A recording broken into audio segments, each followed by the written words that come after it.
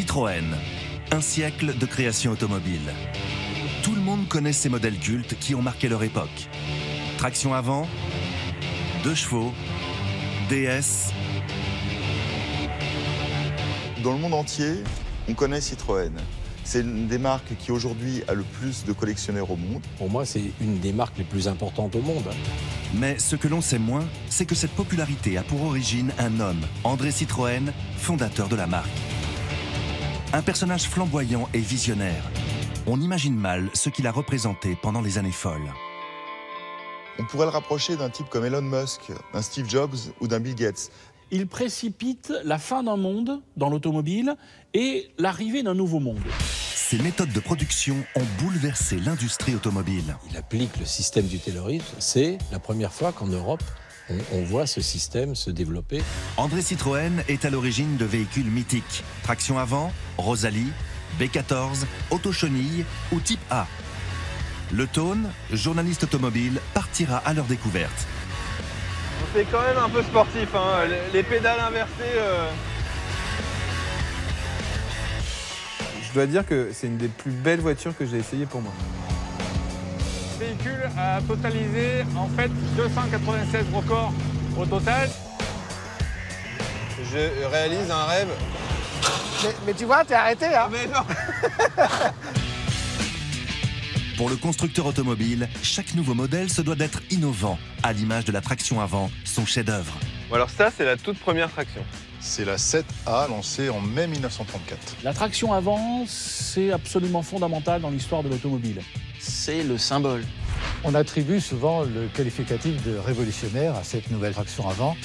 Industriel génial, il révolutionne également les méthodes du marketing automobile en misant sur la publicité à grand spectacle. André Citroën a tout inventé de la publicité. C'était un génie total. Il a inventé le marketing moderne. Citroën flambait beaucoup, Citroën s'exprimait beaucoup, communiquait beaucoup, malgré quelques pieds d'argile. Car c'est aussi un entrepreneur controversé dont la gestion financière le mènera à sa chute. André Citroën finit un peu comme un demi-dieu grec. Il a eu une vie extraordinaire, il a fait des exploits et il termine tragiquement. Retour sur l'un des chapitres les plus captivants de l'histoire de l'automobile française, à la rencontre d'un homme dont tout le monde connaît le nom, mais dont on ignore l'incroyable destin.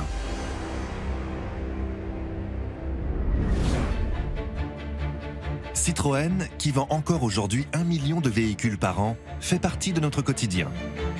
La marque a accompagné les grandes heures de notre histoire. Depuis De Gaulle, même les présidents de la République roulent en Citroën. Ces voitures emblématiques occupent une place particulière dans le cœur des Français.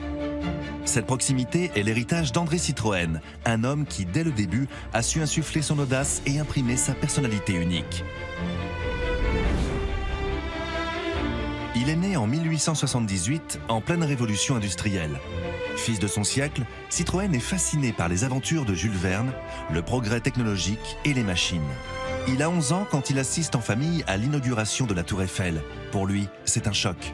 André Citroën, finalement, arrive dans un moment d'émulation technologique où le progrès, l'art des ingénieurs éclate avec la Tour Eiffel. Tout est réuni pour que, dans sa tête, ça explose et la volonté d'être partie prenante du futur naisse chez lui, en tout cas.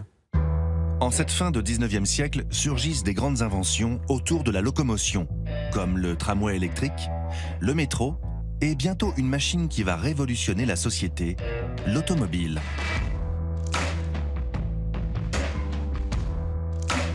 Dans Paris, il y a surtout des chevaux.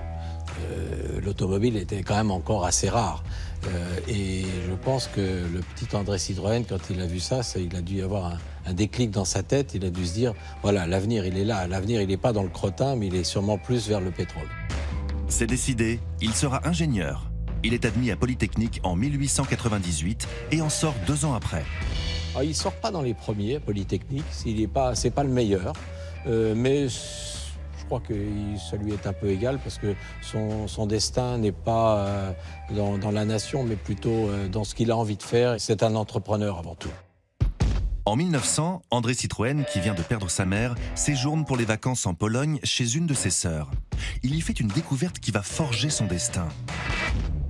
Pendant ce voyage en Pologne, il a l'occasion de visiter une usine dans laquelle on fabrique des engrenages en forme de chevron. Ça va être le début de sa grande ère industrielle, c'est l'engrenage. En fait, tout est parti de ça.